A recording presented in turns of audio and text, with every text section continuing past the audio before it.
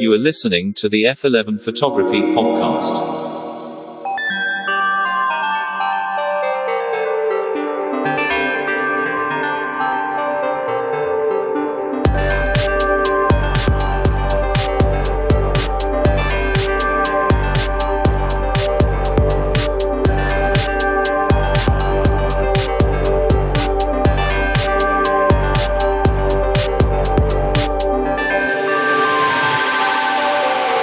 To the chasers of light, to the purveyors of pictures, to all of you listening, this is the F11 Photography Podcast.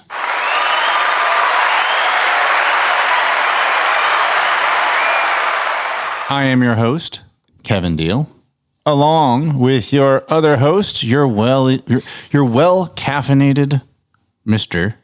Brandon Gorrie. It's good to be back. It's great to be back. I have been on vacation for the past 2.5 weeks. I went scuba diving. I have a red neck. It's not just a name for somebody from the South. I literally have a red neck now, even though I use sunscreen. Also went to Disney World. And I learned as I finished Space Mountain, I looked at my son in front of me, and his neck had my laptop charger cable on it, and my DC brick was behind him. And I'm going to tell you why. So we did Space Mountain 2 days before. I put my bag down by my feet. No big deal. Had a great time. The ride was awesome, like always. 2 days later, we went back to the Magic Kingdom, and we tried Space Mountain again, and the conductor was like, hey, you can't put your bag by your feet. You have to put your bag around your arms and put it up in front of you. I was a little reluctant. I went ahead and said, okay, I'll do it. But we go on Space Mountain. We have a great time, and as I said, we get to the end. I see all my stuff scattered everywhere. I'm like, oh, crap. So I pick it all up. I'm all disheveled and just trying to get out of there quickly because there's a finite amount of time between the time that your coaster gets in, you need to get out, and it goes to pick up the next party of people. So I'm, very rushed. I pick everything up. We exit Space Mountain, and then we head to another part of Tomorrow World at Disney World to go get our drinks refilled. And my watch barks at me and says, hey, you left your AirPods behind. I'm like, I did. I reached in my bag and I saw my case for my AirPods, and I was like, no, they're here, I think. And I open up the AirPod case, and lo and behold, my AirPods are gone. So I do what anybody does who is an iOS user who uses tracking. I pull out the Find My Phone app, and I look at a map, and the map actually has Space Mountain on it. And I see my left and my right AirPod Pro are in Space Mountain. They fell out of the train, the ride, and they are there in Space Mountain. So my wife said, "Well, go to guest services and file a lost and found report." I reluctantly did so because I was like, I guess it tells me where they are, but I'm not going to see these again. So I file a report. It's an online thing that you do. You scan a QR code. You put all your information in. I even screenshot the Find My Phone app to say, hey, if you find my AirPods, they're going to be here on Space Mountain. When you go to Disney World and they do the fireworks, I did not know this, but when they do the fireworks, they shut down all the rides. And the fireworks thing lasts 45 minutes. And while that's happening, they do a sweep of the park to try to look for any stuff that's been lost. They race it up to the front of the Magic Kingdom into their City Hall area, which is where their lost and found is. And then people who lost things as they exit the park can go, hey, did you find this or that? And then they say yes or no. Well, I went in there, and lo and behold, they did not find my AirPods. Who's surprised? Well, speaking of surprises, the next morning, we are getting on our flight to fly back to Austin from Orlando, and my phone buzzes and It's my Gmail saying that Disney World located not one, but both of my AirPod Pros. And I got a tracking number this morning, and they are on their way back. It is the most magical place on earth. Someone deserves a raise.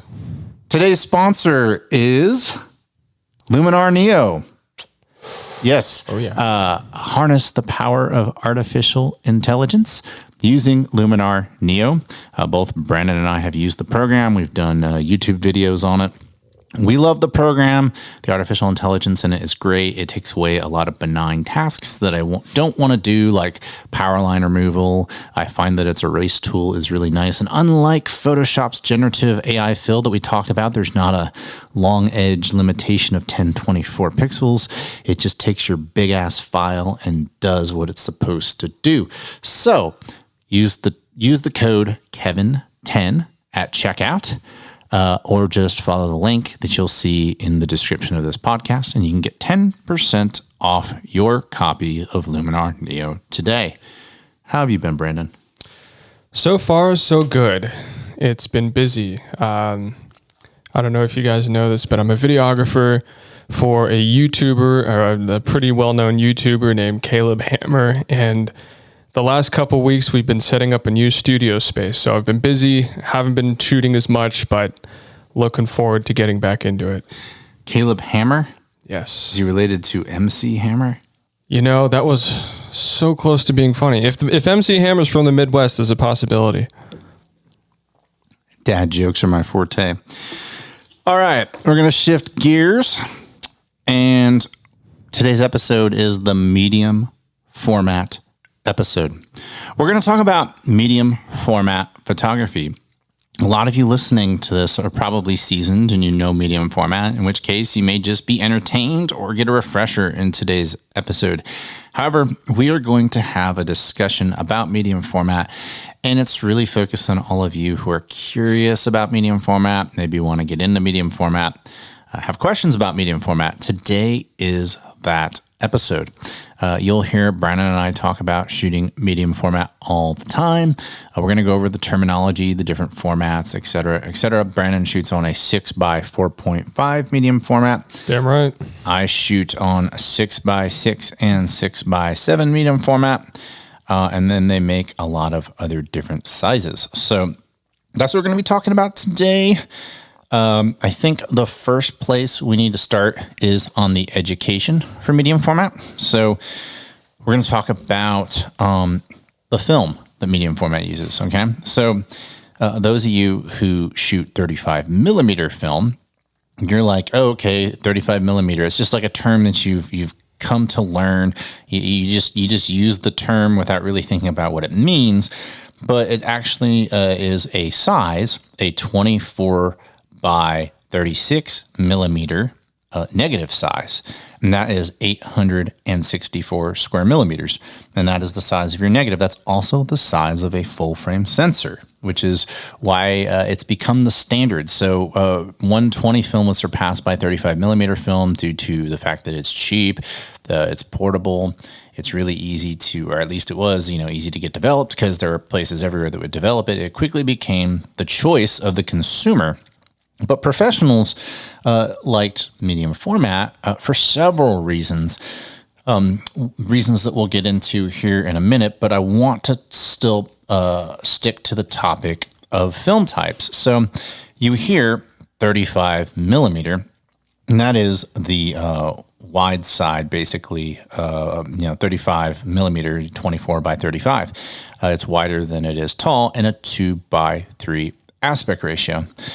But you may also hear the term 135, which is what Kodak classified it as. It's just like the product SKU, or not even really the product SKU because there's different sub SKUs of 35. It's just the format. That's what they call it, 135. Well, they also made 120. It was the 20th daylight loading roll film on flange spools that Kodak produced, and they dubbed it 120 film. That is not to be confused with 120 millimeter. There is no 120 millimeter film. The reason why they don't commit to a size on medium format is because unlike 35 millimeter film, which is a fixed 24 by 35, the only thing that is fixed on 120 film is your vertical, which is 6 centimeters or 60 millimeters. But like everything, people round up, it's actually 56 millimeters, not 60. So all 120 film on the vertical side is 56 millimeters. Now, why is it so appealing for professionals to use 120 film over 35 millimeter film? Okay. As I mentioned, you got 24 by 36. Let's go to the very smallest size of 120 medium format film, and that is your 6 by 4.5. That is 56 on the vertical end, like we talked about, by 42. I said that 35 millimeter has 864 square millimeters of usable negative space. Well, 6 by 4.5 has 2,352 square millimeters of usable space. That's 2.72 times larger than 35 millimeter. So the absolute smallest medium format 120 film you can get is almost 3 times larger of a negative than 35 millimeter.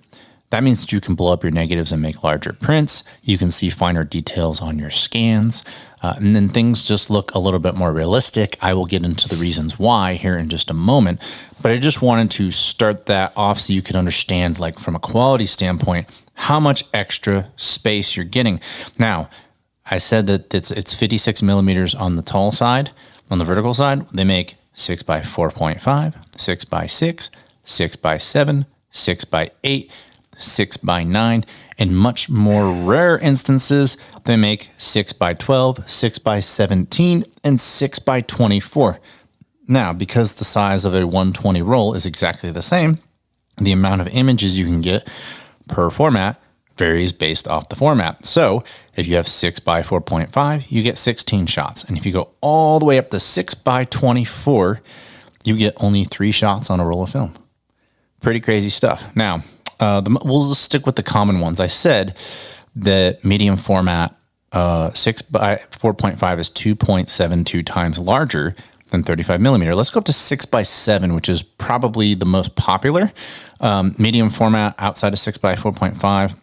6 by 6 is also super popular, but 6 by 7 gives you 3,752 square millimeters. That is 4.34 times larger of a negative than 35 millimeter. So the point of what I'm getting to here is quality. And Brandon, I've gone through statistical reasons why it's better. Yeah, I'm losing it here. I've gone through statistical reasons why medium format is better, but what do you see with your eyes? What do you see with your eyes? So if you're not developing your own film, I highly recommend developing your own film because you will actually, you'll get to see the color differential in the negatives, as well as if you're scanning your own film, you'll also see that color differential. In a 35 millimeter frame, your colors are like the colors that are represented in that film stock are fighting between crystallized grains of film. It's kind of like when you have a low resolution digital camera and you go to edit it, you notice that the edits that you try to make, they have a much higher impact because there's a lot less data to work with, and the gradient from color to color as well as from lights to shadows is also a lot steeper, so you don't have that nice dynamic range. Now, when you move into the 6.45, 6x7 medium format territory, like Kevin said, you have a higher resolution and you're able to capture higher details. You're also able to fit a much better dynamic range of hue and light. Not to mention, this is also really important to state, is that with 35 millimeter cameras, just by virtue of what they are and how they're more consumer based, you can get a range of lenses from really low quality to really high quality sharpness that can make a massive difference. Especially with high resolution scans, you're going to notice that difference. Now, it pales in comparison to the 120 format, But let's move over to the 120 format cameras. It's very, very difficult to purchase a 120 format, medium format camera that has not great glass. In fact, you almost have to try to do it because the medium format camera range, the lineup, because it's meant for professionals, the glass is inherently so much sharper and a lot better engineered to take better photos. Right. And the fact that because you get to start with larger components, because medium format glass is larger than 35 millimeter glass, it is harder to make glass smaller and let in more light and do this and that and this and that. If you already get to start with larger components, then it's a lot easier to make the glass higher quality. And that is exactly what they do with medium format glass. Another thing to keep in mind about medium format that's so cool is because it was specifically made for professionals, as Brandon was talking about, like all the glass is great. And it's true. You can get something like a Mamiya 645. I'm sorry. You can get something like a Mamiya C330, which shoots in a square 6x6 with their 105 millimeter, I think it's an f3.8 lens. You can get those for like $400. That's not that expensive. And you can shoot medium format today on that thing. It's a twin lens reflex, so you got to learn about parallax and stuff like that, but it takes fantastic photos, is my point. But outside of that, the C330 is technically meant for consumers. But here's the really great thing about shooting on medium format, and it's the experience and the customization. So when you go get something like a Hasselblad, you actually have to do a little bit of research on it, because when you start off with a Hasselblad, it's just a box. And I'm talking about specifically the one I have, which is the 500 CM, but they're all kind of on the same platform. So you get a box, and all that box has is the little mirror up and all that. And then you have to put things on it, like a film back, like a cute matte glass. And then you have to have a viewfinder. It could be a waist level finder, or it could be a prism finder, it could be a chimney finder. And then you have your interchangeable lenses. And then they have other like accessories like handles and things like that. But that's the really cool thing about medium format, is that you can kind of customize it out the way you want to. They even make digital backs. So one of the problems with shooting in the dark when you're looking through glass is, it's not bright enough. Well, you can go out and buy a digital back and put it on there, and you can just look at a screen on the back of your film camera, make things nice and sharp and in focus, and then you hit the button and you're good to go. So that's another thing about shooting medium format is the experience, and I'm just gonna demonstrate it. So hold on. So as you heard at the top of the show, like when you go get a digital camera, let's say you get a Canon or a Sony or a Nikon, and I shoot on Canon, and Brandon shoots on a Nikon. They're just tools that get a job done, and in general, they have good imaging sensors and so on and so forth. But I think at the end of the day, there's not a whole lot about my Canon R5 that's sexy, as far as running the camera. It's got good ergonomics, it's got pretty good glass. It's a good tool to get the job done. But when you get a old camera, you run it. So you go up to it, you open up the viewfinder, and you just hear these really awesome sounds, right?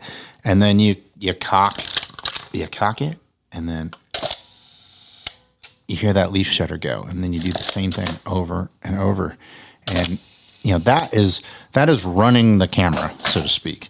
And it's a pleasure to use these cameras.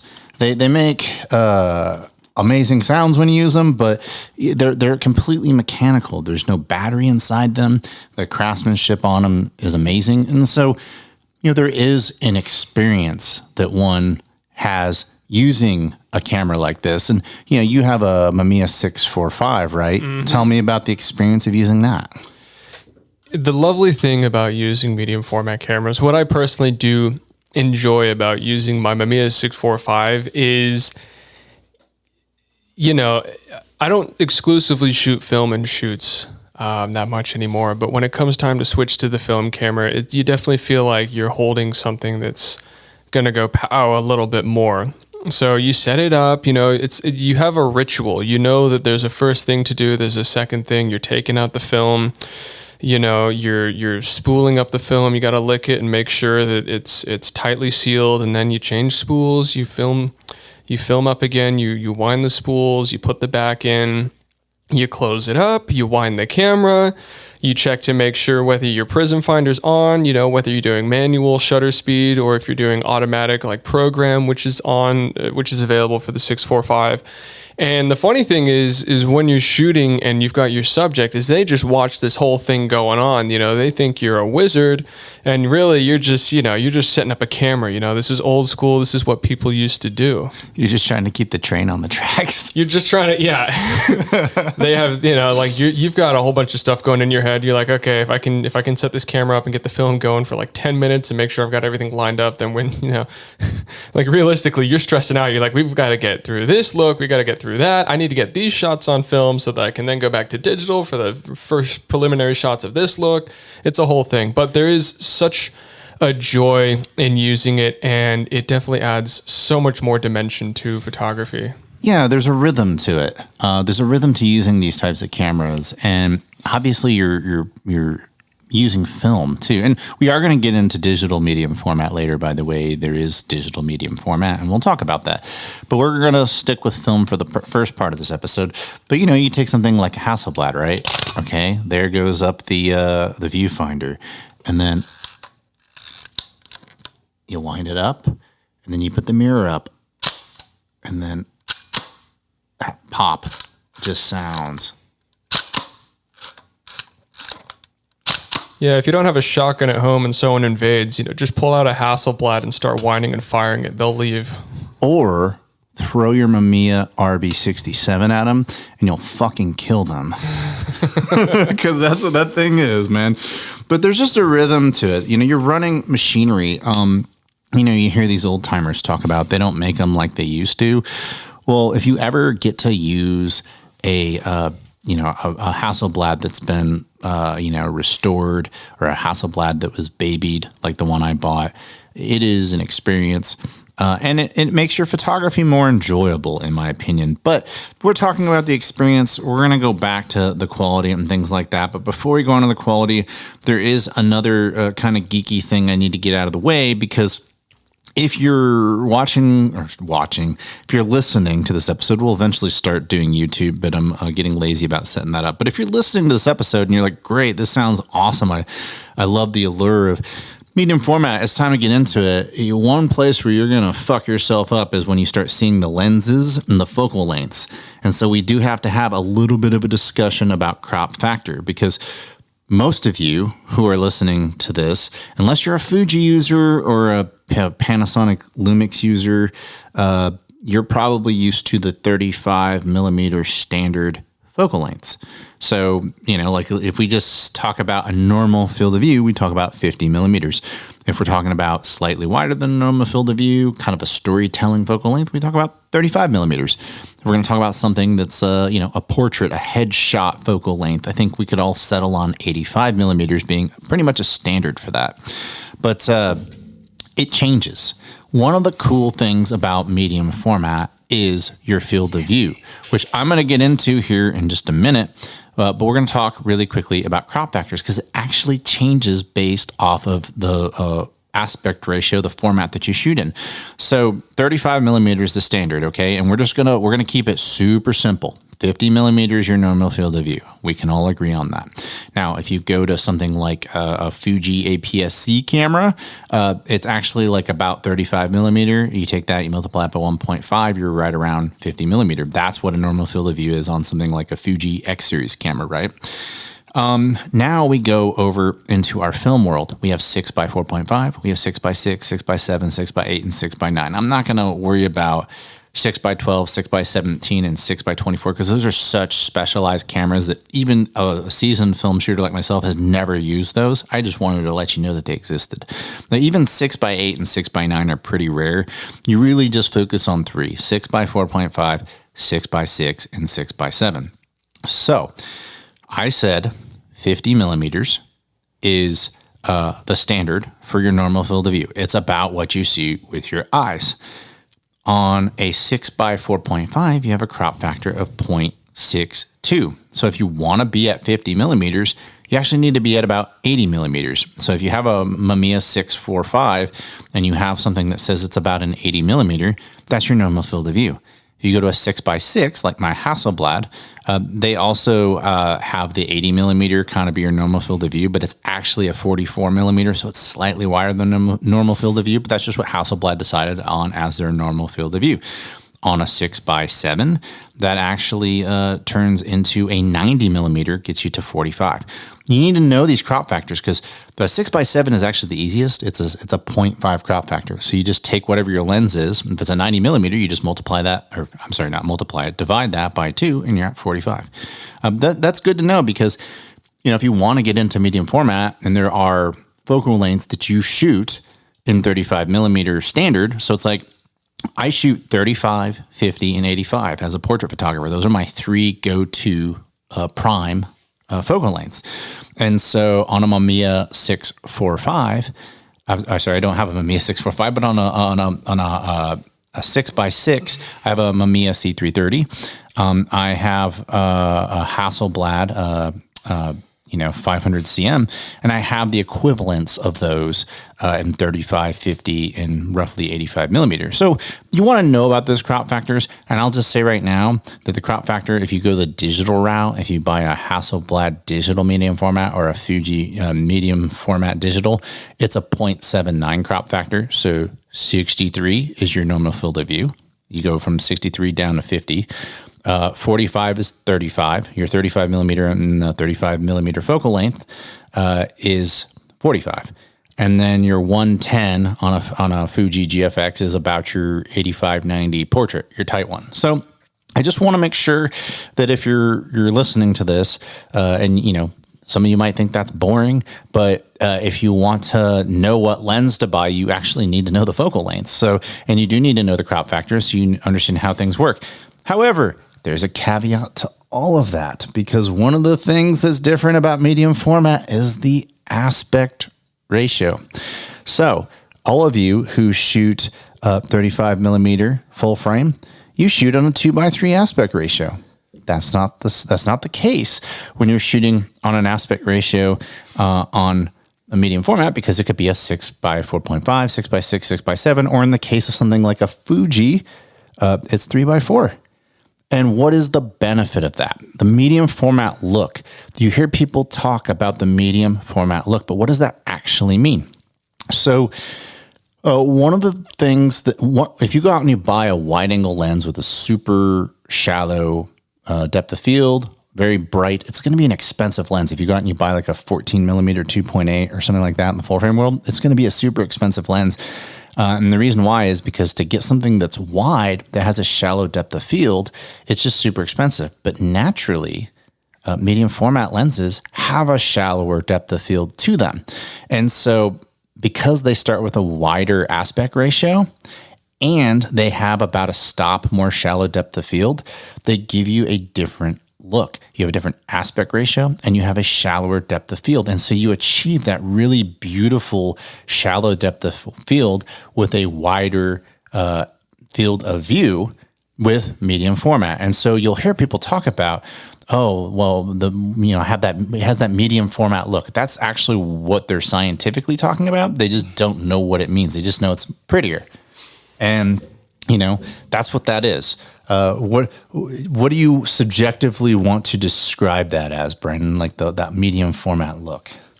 Well, there's a caveat to that because you're absolutely right. There is that shallow depth of field while maintaining a wide field of view for sure. But there's also a medium format look when you're shooting at f8 or f11 and you're shooting full body, and the mountains are also in focus. And that look is extremely peculiar. On a 35 millimeter negative, that look will look very flat. You will be separating the subject by color and by shape alone. And yet, on medium format, if you've got a girl out in the grass and there's mountains behind her and you have the background and the foreground all in focus, there is still a very livable and like discernible distance between that girl and the mountains. Because I think, I don't know, I could be totally wrong in this, but the way that the light hits the lens is bigger compared to the scene than a 35 millimeter lens is bigger than compared to the scene. So it demonstrates a relationship between subject and background that is a little bit more visceral and digestible in reality. So I think what Brandon is touching up on there. So we measure things in two different ways. Photographers, we talk about f-stops all the time. That's what we talk about. All an f-stop is what happens at the lens. In the cinema world, they talk about t-stops, and that's the light that actually hits the sensor. Medium format collects more light at the sensor or at the emulsion, the film. And so even though you may see things, because you may be shopping and you may go, well, why do these medium format lenses only go to 2.8? Why aren't there more shallower depths of field on these and brighter lenses? There's a couple reasons for that. One, every time you add a stop of light, or I should say open up a stop of light, you have to square the amount of glass that you use. So manufacturing a lens that is already large and then having to square the amount of glass that you need for it, it gets stupid expensive and stupid heavy very quickly, and then it quickly becomes an impractical lens.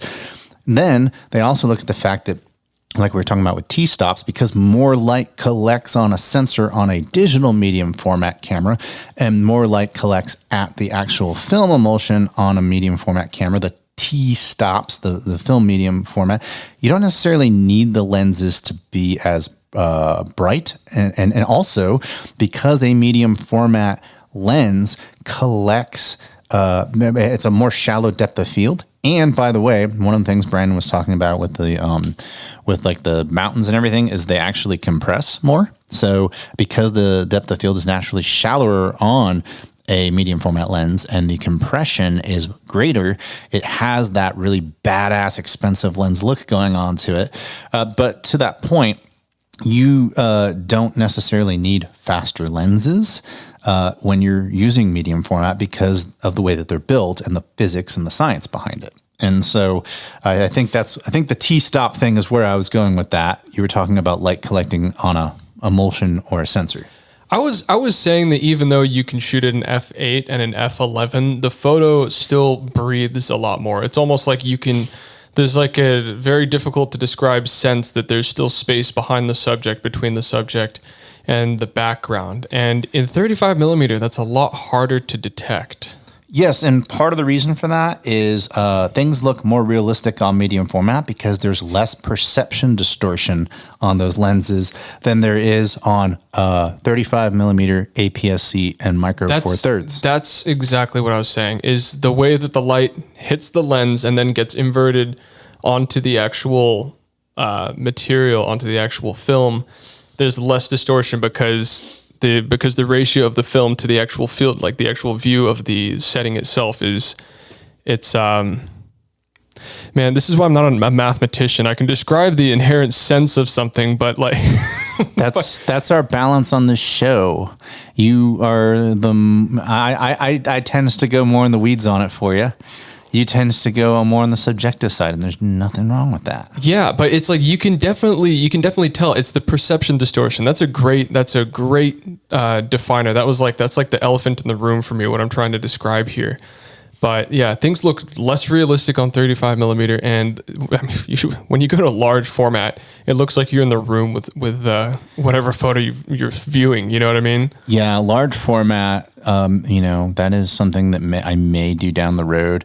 I hung out with this guy in Fort Worth who was doing some large format, and just the process of watching him work was just so cool. It was cooler than the photo itself, just watching him try to set everything up and going into his little hood and, making all his little incremental adjustments and everything. And the picture turned out really well, but yeah, it's just crazy watching large format people work.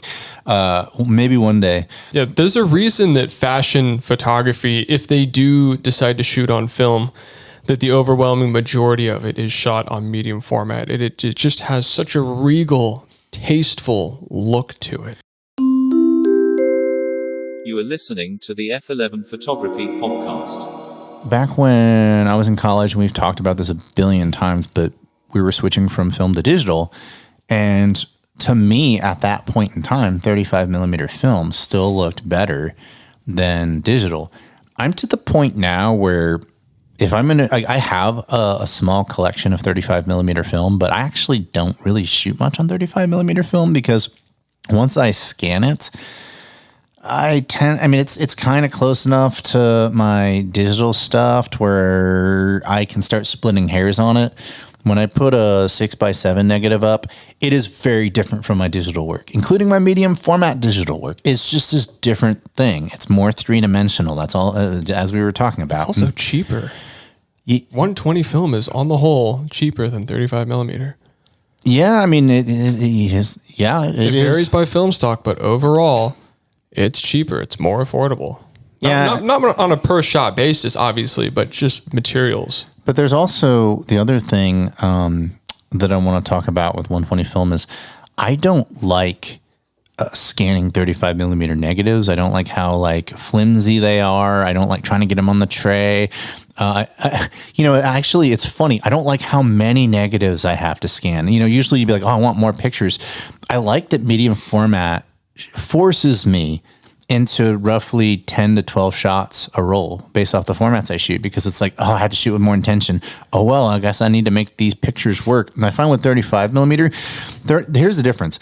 When I go do a shoot with 35 millimeter, oftentimes I still have frames left over on the roll, and then I have to roll them over to another shoot. Fucking nightmare. Yeah, and I hate that. Keep track of anything. Yeah, and I hate that because then I'm developing two shoots at the same time. Well, what happens if the roll gets fucked up? Well, now I lost two shoots.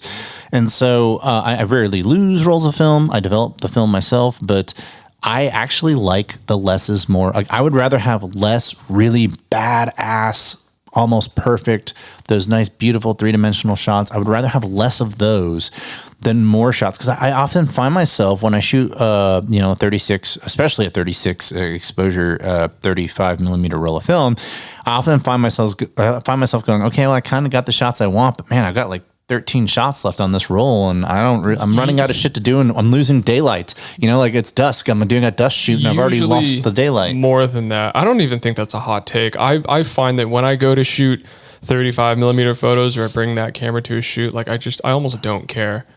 I treat my 35 millimeter cameras as just like a dick around. Like if I'm seeing my friend at a cafe, I'll bring it to take some fun shots. But like, I definitely agree with you on the 120 on a shoot. It's not that even that it forces you to be more serious. It's that you want to be more serious because the look of the film is so much more enticing. When you shoot on 35 millimeter, you get the scans back and you're just like, fuck, I may as well just shot on digital. Yeah, like I had a magazine cover I did, and I got on 35 millimeter with it, and it looked okay, but it was like, man, I'm just like picking it apart. Like I wish I'd shot that on 120. And, but that they're more flimsy. I'm not a fan of dealing with the negatives on my flatbed scanner. I just find that medium format 120 film does a better job on the scanner because they're thicker and they're bigger. I don't know if they're thicker, but they're definitely bigger. I think they're actually the same thickness. Plus, you get more personality out of the film stock you're using. If I shoot CineStill 800T on 35 millimeter, I can pretty much guarantee that these shots are going to be just throwaway, quote unquote, artistic shots. But if I shoot these shots on medium format, because there's so much data and it's an inherently grainy film, I'm going to get shots that are along the line, look more like cinematic movie stills from Blade Runner. There's just going to be a much higher fidelity, and it lets the film stock itself breathe. You get to see the full personality. Same with Kodak Gold, same with Portra 400. The color, there's so much more space for the color and the profile of the stock to breathe. It almost feels like it's the only way you can shoot film, which is a terrible thing to say since there is like a price gap and there's a boundary to get over between 35 and medium format. Yeah, well, 35 millimeter I shot in college because that's all I could afford, and medium format was a fantasy. Like I actually had my book in college, my study guide, my textbook had a Mamiya on it, 645, or maybe it was a Pentax 6.7. I don't remember what it was. It was some medium format camera, and to me, it was just like this fantasy. Like I'm going to be able to afford that someday, and it's going to be worth it. And thankfully, I eventually got to the point where I could afford medium format, and I'm happy to report it is absolutely worth it. Like I said, growing up in college, being broke, obtaining the medium format was just a really, really cool thing for me. And thankfully, it was everything I hoped it would be. I just love shooting the format. And my favorite, I'm going to talk about my favorite cameras now that I like to shoot on. Obviously, my Hasselblad 500 CM is my favorite 6x6, and my Mamiya RB67. And for those of you who don't know, the RB means rotating back because it's 6x7. I thought it stood for rotating ball sack.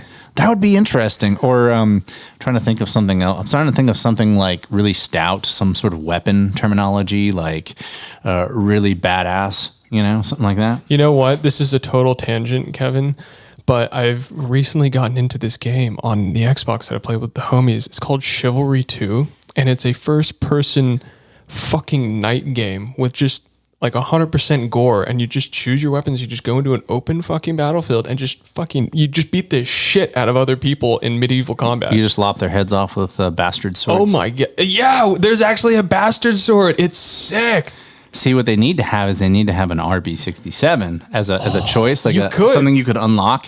And then you could just go up to some dude and just like smash his head in with an RB67. Instead of the ball on the Morningstar, the top is just an RB67. It's like just like a war hammer. Just fuck someone up. That would be pretty freaking awesome.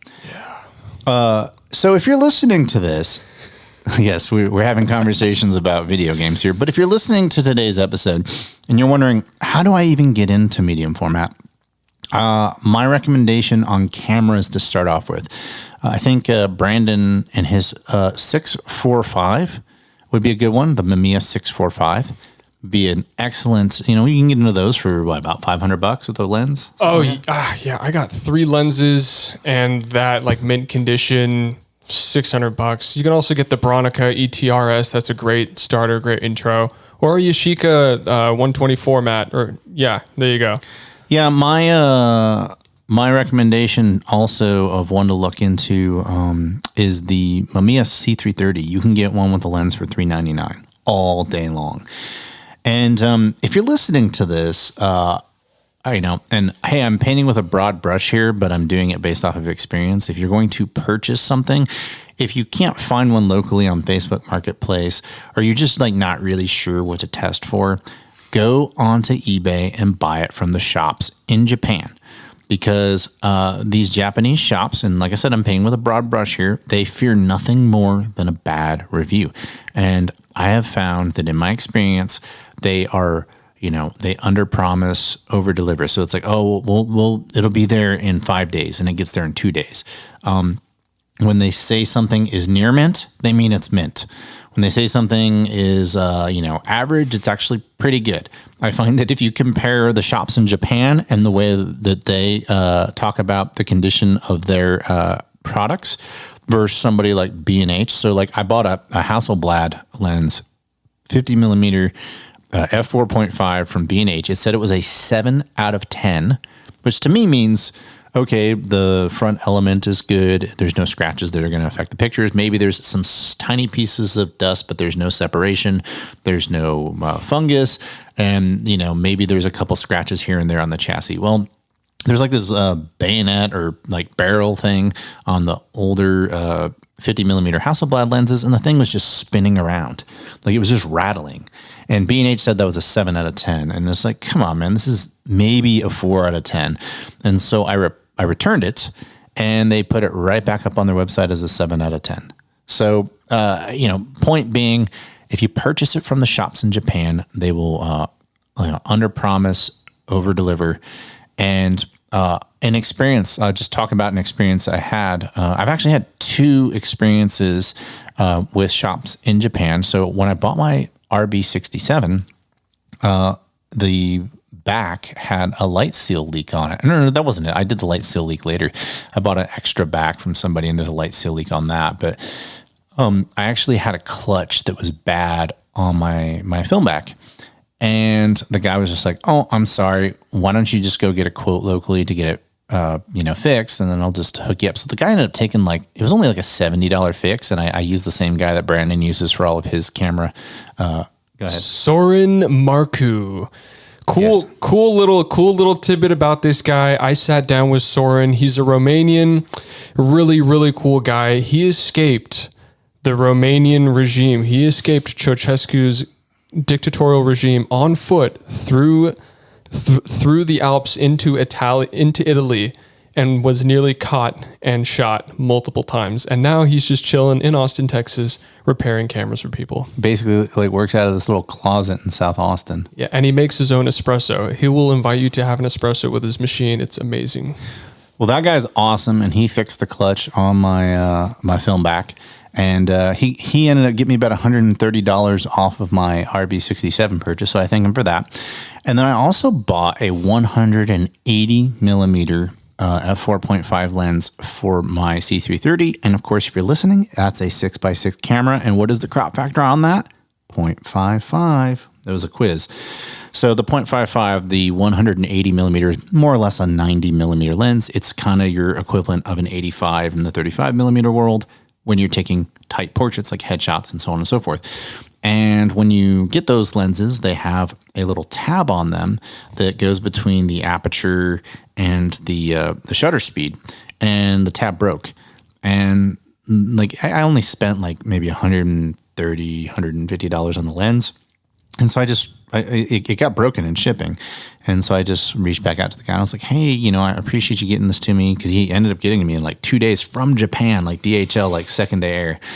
And I was like, hey, I appreciate you getting this to me, but man, it's broken. So, well, what do I need to do to return? He's like, no, don't even worry about it. I'm just going to like refund the money. You just keep the lens. And so I got some of that. I think it's called like Sogu or whatever, that there's like an adhesive that's like it's like a flexible adhesive, and you put it on something and you let it sit there for 24 to 48 hours. Actually, I did it 3 weeks ago. I need to actually go check it. So, but it basically forms like a hard plastic. And so that fixed it. And so I spent $7.99 on a $150 lens. It was great. But point being, the shops in Japan, you'll see it and you'll be like, oh man, why is it like $50 to ship something that's $200? It's like, why? Because you're going to get it in 2 days. And if anything goes wrong, they're going to take care of you. And those are just the two instances I had where, even though I ran into an issue, it got resolved. Most of the time, the experience you get when you buy a medium format camera from somebody in Japan, or a lens or a Hasselblad or whatever, they will show you, like when you go to the product's eBay page, there will be a video. And when you click on the video, you see them like, it's like this Raiders of the Lost Ark thing with like all these like drawers. They open up the drawer and it's like got a velvet lining to it, and everything is double bagged and dust free and all that. And then they like open it up and they show you like your Hasselblad body and like, here it is. And then they put it back in the dust free packaging and close the drawer. That's the level of care that they put into these cameras. And especially with like Mamiya and Fuji cameras, that's where they're made, Japan. So they have a really large inventory of vintage cameras in Japan that are just like mint. And so to me, yeah, I'm going to pay the extra $50 because I don't, if you're going to go, hey man, for an extra $50, you can have something that's going to be perfect. It's never going to have any issues. Hell yeah, I'm going to pay the extra $50 for the shipping. If you know what you're looking for, then yes, you can roll the dice on the Facebook Marketplace. There's actually a lady right now who has a Fuji GFX 50, which is the Mark II version, which is a $4,000 camera, locally here for $1,300. I'm actually thinking about just being like, hey, can I check it out? Because if I can get a GFX 50 for $1,300, that's a really good deal. Of course, it's probably hot. It's probably stolen, man. Even so, Facebook Marketplace is a lawless land. You are listening to the F11 Photography Podcast. Real quick. Also, we never plug the name. Yeah, if you want to get your camera repaired from a great mechanic, Eurotech Camera Repair. That's the guy we're talking about. Yeah, and he does stuff like all over the country. We talk about him like he's this local Austin guy, but he does stuff all over the country. So Eurotech, check him out and call him up if you have issues, because he will fix your camera, and he's not that expensive. So. Old school guy for sure. But let's shift gears to medium format digital, because we talked about the different aspect ratios and all that. Medium format digital is a different beast. So you got these like $20,000, $30,000 Hasselblads, which have these enormous sensors.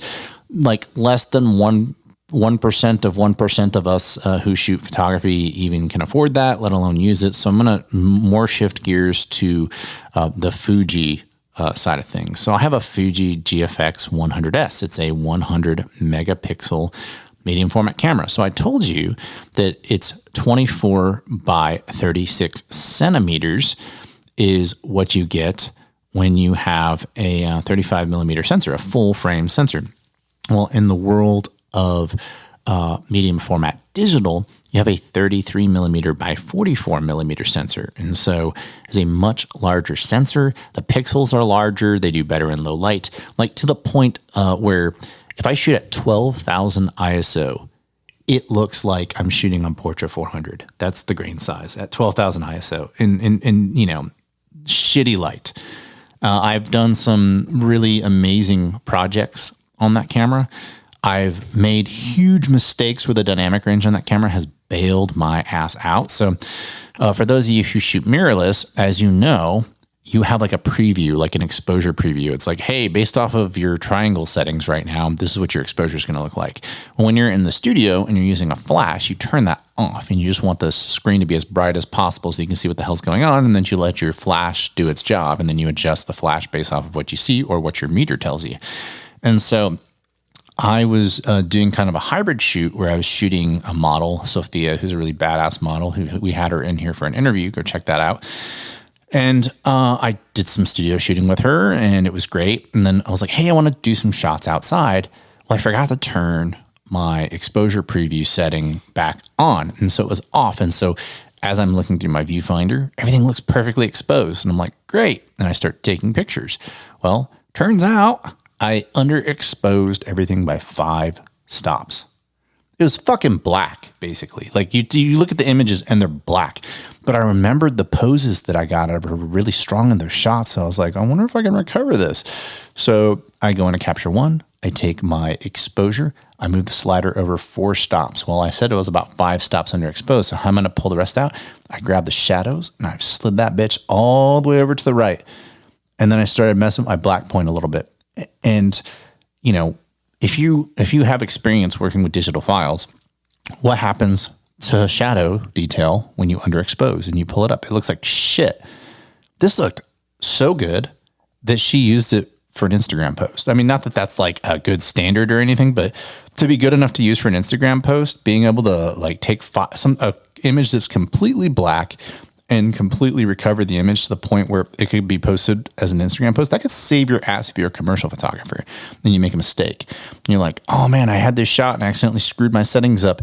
You can bail yourself out. But I also want to talk about the differences between the dynamic range. So that is one of the advantages of using a medium format digital camera versus something like a Canon R5 or a Nikon. Is it a Z9 is the big one? That's their flagstone. Yeah. Yeah. I mean, a Z9 is a Flagship. badass camera. And then I think Sony has like their Alpha 1 or whatever. But anyway, so the difference when you get a full frame camera, and this is true as you start going down. So like I shoot on 3 different digital formats. I shoot on full frame. I use my Canon R5. I shoot on an APS-C. I shoot Fuji X for that. I shoot on a XH2, which is a beautiful camera. And the APS-C technology is getting places. And then I also shoot on Fuji medium format GFX. The biggest difference I see as I progressively get better on the sensor with the dynamic range is in the shadow detail. So full frame and APS-C, maybe you're taking a picture of somebody over water and you see a shadow cast over the water. Well, on the APS-C and the full frame camera, it'll go, okay, that shadow's black. But on mine, it's like, no, that shadow is aquamarine. I can pull green and blue out of that shadow that these other 2 cameras can't. And when you start seeing that stuff appear and translate, even on an Instagram post, that is why people shoot on stuff like medium format, is because of the dynamic range that it gives you. It pulls a little bit more color out of things that the other cameras can't. But those colors aren't artificial. They're what you saw with your eye. So it's more realistic. And it's not quite a 6 by 4.5 sensor, but I kind of hope that the next thing that Fuji comes out with, the thing that they replaced the GFX 100S with, is that they come out with a 6x4.5 digital. Oh my God, that would be insane. And one other thing to keep in mind that's kind of cool is because a 33 by 44 sensor is smaller than all of the 120 sensors, whether you go 6 by 4.5, I say sensor, I actually meant a ratio for film, but a 6 by 4.5, 6 by 6, 6 by 7, all that, you can take the lenses from those systems and you can adapt them to Fuji GFX. You can also adapt them to full frame, and you can also adapt them to APS-C because you're taking something larger and you're putting it over something smaller. And so as Brandon had talked about earlier in this episode, those lenses are amazing and they're not that expensive. Like you can buy a 180 millimeter Mamiya lens that goes on RB67 for like $110. That's the equivalency of a 85. And you go try to buy a Nikon flagship 85 millimeter, I'm guessing that's about $3,000, like their flagship 85 1.2 or whatever it is. Yeah, it's insane. Yeah, it's the same thing with the Canon RF 85 1.2. It's $2,700. And so if you want to get something, if you don't need to be shooting at 1.2 all the time, but you love the compression of that 85 millimeter, that vibe, you can go out and buy a 180 millimeter Mamiya lens and then get a $200 adapter and throw it on your Canon R5, or you can throw it on your Fuji GFX medium format. And so that's you're breathing new life into these lenses as well. And so that's something that I've been doing lately is I've been taking my medium format lenses and also integrating them into my digital side of things. And then, integrating them into one of our sponsors that we had on here, Dehancer. And you can actually get super close to a film look because you're using a vintage lens on a film emulator. And then you also have a really nice sensor in something like a Fuji GFX. And I mean, I've been able to get some really cool film looks that way. And so it kind of gives you like this new hybrid of, being able to be artistic and just get kind of different looks that you don't get when you're taking something that was meant to go together. You're taking it and you're marrying it to something that it wasn't meant to work with. And you get some really unique and cool results that way. And so that's another cool thing about medium format is you actually have the ability to adapt these really cool lenses to your digital cameras. So turned to me like I've got a story about adapting film lenses to my cameras. No, I just ran out of stuff to say there. But yes, I just wanted to talk about medium format in today's episode. Do you have final thoughts about medium format that you want to express to the listener, Brandon? My final thoughts about medium format is if you're shooting film and you're taking yourself very seriously as a photographer and you want to improve your work and really scrutinize the work that you're making, I'd invest in a medium format. But I will say that if photography is a hobby and you don't really, care too much and you're more worried about just taking fun film photos because it's, kind of just feels cool, I'd stick with 35 because just, fair warning, as soon as you get to medium format, the shots become 3 to 4 times more expensive because you've got your photo amount cut in half. The rolls are less expensive by a little bit, but that's okay. And then it's also something we didn't talk about is that medium format cameras aren't famously portable. They're kind of just studio cameras.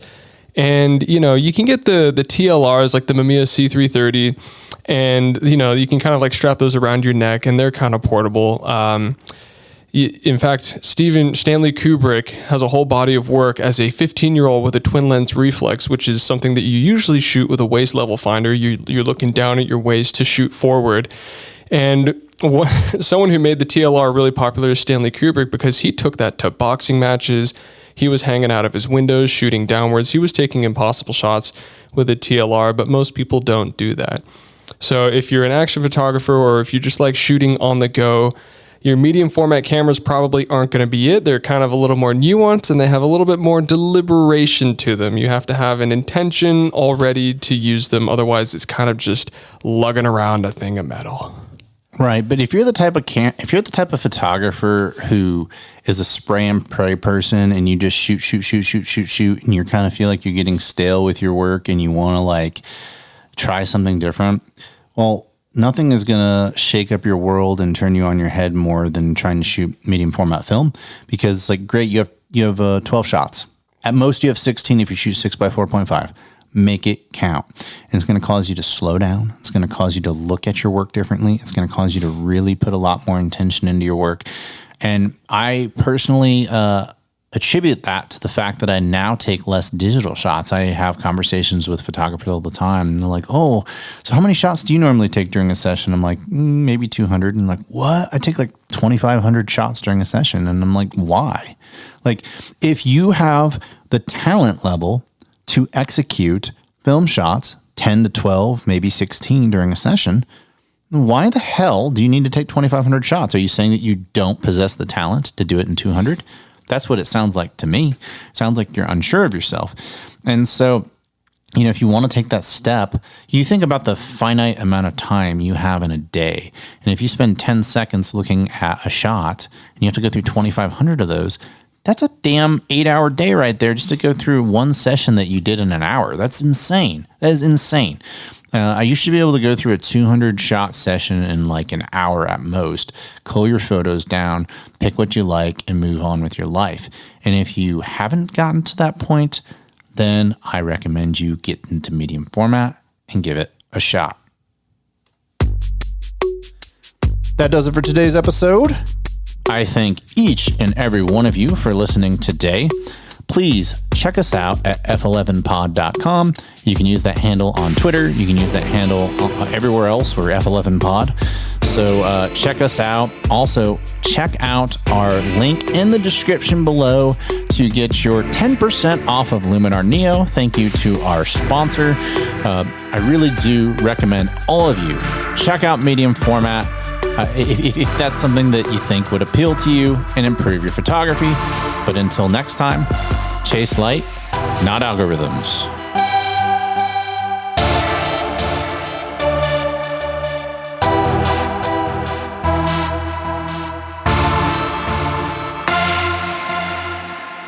Thank you for listening to today's episode. For more information about this podcast, go to www.f11pod.com.